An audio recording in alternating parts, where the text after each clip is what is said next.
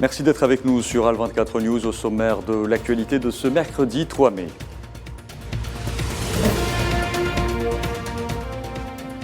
Un mort et 5 blessés, c'est le bilan des frappes nocturnes sionistes sur la bande de Gaza au lendemain du décès du détenu palestinien Khader Adnan.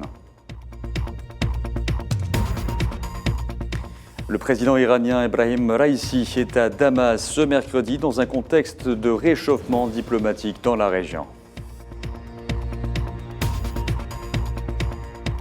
État d'urgence d'un mois déclaré par les autorités du Sénar au sud du Soudan en raison des violences qui sévissent dans le pays depuis le 15 avril. Et puis journée mondiale de la liberté de la presse, entre recul et avancée, un état des lieux à suivre dans ce journal.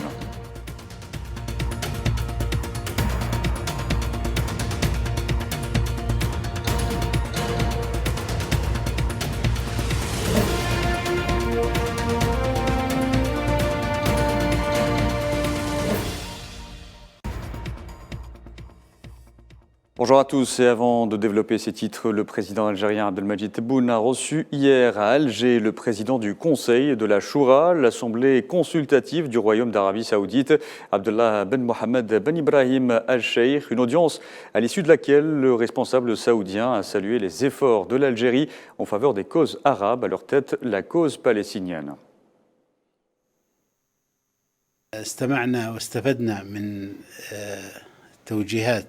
On a tiré profit des orientations du président et écouté un exposé très intéressant et lumineux de l'histoire de ce pays qui reste gravé à jamais dans toutes les mémoires. Les aspirations du président de la République et celles du peuple algérien envisagent de concrétiser le plan d'action en un programme applicable. On s'intéresse vraiment à ce qui se déroule dans ce pays.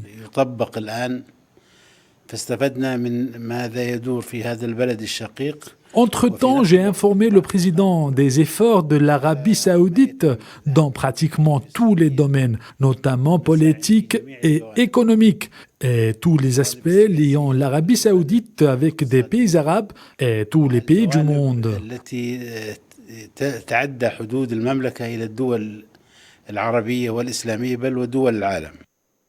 En parlant de la Palestine, je vous le disais en titre, des frappes nocturnes sionistes sur la bande de Gaza ont fait un mort et 5 blessés avant une trêve entrée en vigueur à l'aube et devant mettre fin à 24 heures de violence sioniste et qui précède également le décès du détenu palestinien Khader Adnan qui était en grève de la faim, Mohamed Amin Aberkan.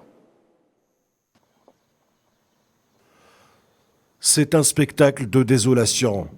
Une scène apocalyptique à laquelle ont assisté les habitants de Gaza tôt ce matin. Des raids aériens nocturnes menés par l'armée de l'entité sioniste ont fait, selon le ministère de la Santé, au moins un mort et 5 blessés, causant destruction et dégâts matériels au niveau des propriétés palestiniennes. Un habitant témoigne de la panique qui a gagné les habitants de Gaza. Quand les 3 roquettes ont frappé ici, nous avons eu l'impression qu'il y avait du feu sur le toit. Les enfants étaient terrifiés. Cela n'a aucun sens. Regardez comment la vie a changé quand l'un de nous est mort. Que se passerait-il si les envahisseurs perdaient quelqu'un de leur famille? Toute la nuit, nous avons senti le feu au-dessus de nos têtes. Tout le monde a fui. Nos voisins ont fui. Même les écoles pourtant protégées par des conventions internationales n'ont pas échappé à la terreur sioniste. Les enfants seront privés d'école pour une bonne période. Bon nombre d'entre elles ont déjà suspendu les cours.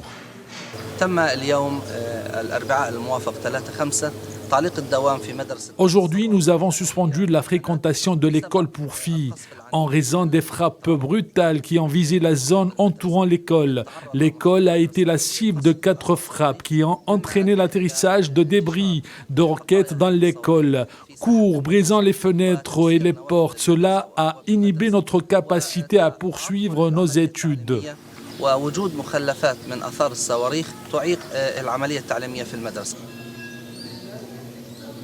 Après la mort mardi dans les geôles sionistes du prisonnier politique Khader Adnan, l'impunité et le silence assourdissant de la communauté internationale On fait que l'armée sioniste s'est une nouvelle fois illustrée par sa barbarie, agressant des citoyens palestiniens désarmés à l'aide d'avions de chasse, de roquettes et d'armes lourdes. Et de nombreux doutes persistent quant au décès de Khader Adnan. Selon la présidente de l'Association des médecins pour les droits de l'homme, Lina Qassem, on ne peut écarter l'hypothèse du gavage précipitant la détérioration de son état de santé, comme cela s'est déjà produit avec d'autres détenus palestiniens en grève de la faim.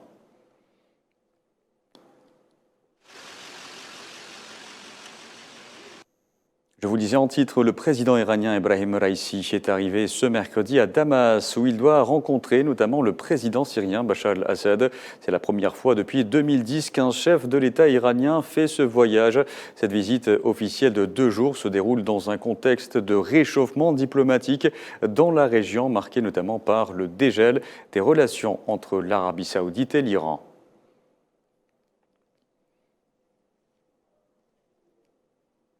Je vous en parlais également en titre. Les autorités du Sénart au sud du Soudan ont déclaré l'état d'urgence pour une période d'1 mois plutôt dans les limites géographiques de l'État. Cette décision annoncée par le gouverneur par intérim du Sénart est due aux violences qui secouent le pays depuis le 15 avril dernier. Et face à cette situation, des milliers de personnes fuient les combats chaque jour, à l'exemple de ces Américains soudanais et d'autres personnes ayant la double nationalité qui sont évacuées de Port-Soudan pour être emmenées à Jeddah par la mer. Actually, we are living in UK. We started the process. Nous vivons au Royaume-Uni. Nous avons entamé le processus avec le gouvernement britannique en raison de la nationalité de nos enfants. Nous sommes censés aller à l'ambassade des États-Unis. Ils ont fait beaucoup d'efforts, pour être honnête, pour aider autant qu'ils le pouvaient les gens. Et finalement, nous partons maintenant de Port-Soudan pour Jeddah. Puis de Jeddah, nous allons au Royaume-Uni. To Jeddah, and then from Jeddah we are going to UK. Et les affrontements compromettent depuis le début le travail humanitaire. À ce propos, la porte-parole de la Maison-Blanche a appelé à ce que les agences humanitaires puissent accéder aux personnes en difficulté au Soudan. Écoutez, nous restons gravement préoccupés par l'évolution de la situation humanitaire au Soudan, y compris la détérioration rapide des conditions humanitaires. Cette violence généralisée aggrave une situation déjà désastreuse. Les forces armées soudanaises, mais aussi les forces de soutien rapide doivent assurer un accès sûr pour les agences humanitaires et leurs travailleurs afin de soutenir le peuple soudanais. Et dans ce même contexte, et après avoir annoncé la levée immédiate de la suspension de ces activités, le Programme alimentaire mondial a prévenu des dégâts que pourrait engendrer le conflit soudanais dans la région. Plusieurs ONG ont alerté sur la dégradation de la situation de la population civile. Nalima Zekar. Le conflit au Soudan a contraint plus de 100 000 personnes à fuir vers les pays voisins, qui font face depuis presque 3 semaines à une importante crise de réfugiés. Les combats bloquent les voies d'acheminement de l'aide humanitaire dans un pays où les 2/3 de la population dépendent déjà d'une aide extérieure. De son côté, le Programme alimentaire mondial des Nations Unies a décidé de reprendre doucement ses activités après les avoir suspendues le 16 avril dernier suite à la mort de 3 membres de son équipe lors d'affrontements entre l'armée soudanaise et les forces paramilitaires de soutien rapide. Pour que l'aide humanitaire atteigne les personnes qui ont le plus besoin, nous devons avoir un accès sûr. Certains de nos collègues ont été pris dans la ligne de feu et ont malheureusement perdu la vie. Et comme vous pouvez l'imaginer, nous avons dû suspendre nos opérations pour évaluer s'il est sûr pour nous de rejoindre les gens qui sont dans le besoin. Et je crois que beaucoup d'organismes humanitaires, l'ONU et d'autres partenaires font face aux mêmes défis. Cette perturbation a donc été massive et je pense que beaucoup d'organismes ont dû suspendre complètement leurs activités. Nous commençons à peine à voir comment nous pouvons atteindre les personnes qui se trouvent dans des endroits relativement plus sûrs.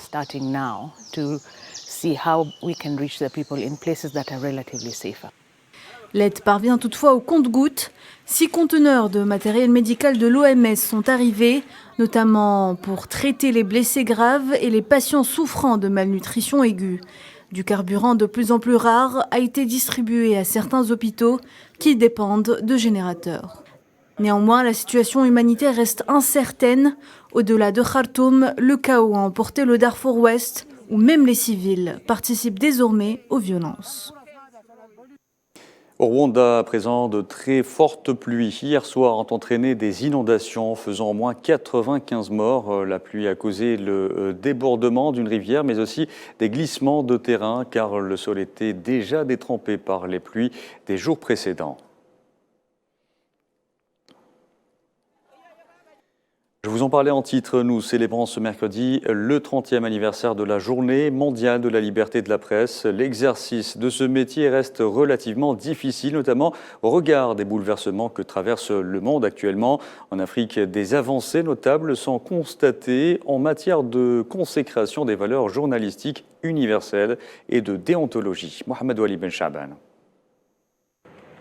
À l'instar de tous les pays du monde, l'Algérie célèbre ce mercredi la Journée internationale de la liberté de la presse, dans un contexte marqué par des réformes profondes du secteur, à la faveur de l'adoption d'une nouvelle loi organique sur l'information.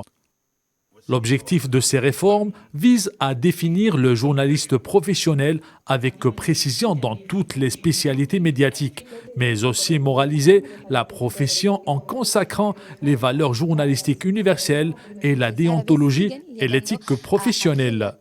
En Afrique, la conjoncture appuyée par l'instabilité politique a participé à la dégradation des conditions de travail des médias, selon le classement 2023 de la liberté de la presse établi par Reporters sans frontières.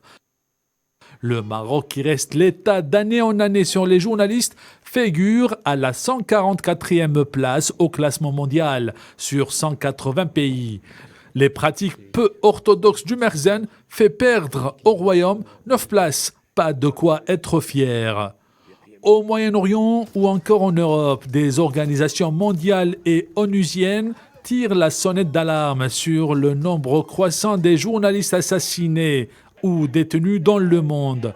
Paradoxalement, le conflit russo-ukrainien a dénudé la réalité de la démocratie occidentale après la censure de nombreux médias russes.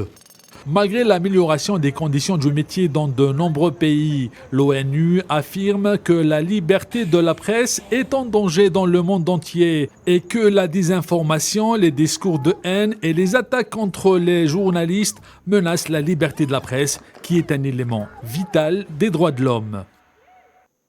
Allez, en sport, à présent, la sélection algérienne des moins de 17 ans a raté hier une occasion en or pour se mettre définitivement à l'abri et accéder au prochain tour après sa lourde défaite au stade Nelson Mandela à Alger en marge de la seconde journée du groupe A face à une bonne équipe sénégalaise. Résultat du match, 3-0. Le Sénégal qui prend du coup seul la tête du classement avec 6 points. L'Algérie reste deuxième avec 3 points. Après le match nul, 1 but partout entre le Congo et la Somalie. En match du deuxième groupe, le sélectionneur algérien Aresri Roman n'a pas caché son amertume après cette défaite inattendue. En conférence de presse, on l'écoute au micro de Karim Belarbi. Je tiens à remercier mes joueurs. Ils ont mouillé vraiment le maillot, malheureusement, voilà, donc le football est fait ainsi, donc on doit se relever. Aussi le staff, tout le staff qui ont travaillé, ils ont fait un bon boulot pour la récupération, et c'est ça le football. On doit construire et bâtir sur des erreurs. C'est un match idéal pour eux, c'est un match exceptionnel pour eux. Je ne m'imagine pas qu'ils étaient capables aussi d'être attentifs aux consignes, de mettre cette intensité, cette rythme dans le match. Voilà, en tout cas, on espère continuer à faire pareil. Parce que ce n'était pas évident. Il y a eu juste 2 jours de récupération. Répéter avec les mêmes 11, les mêmes efforts, ce n'était pas évident.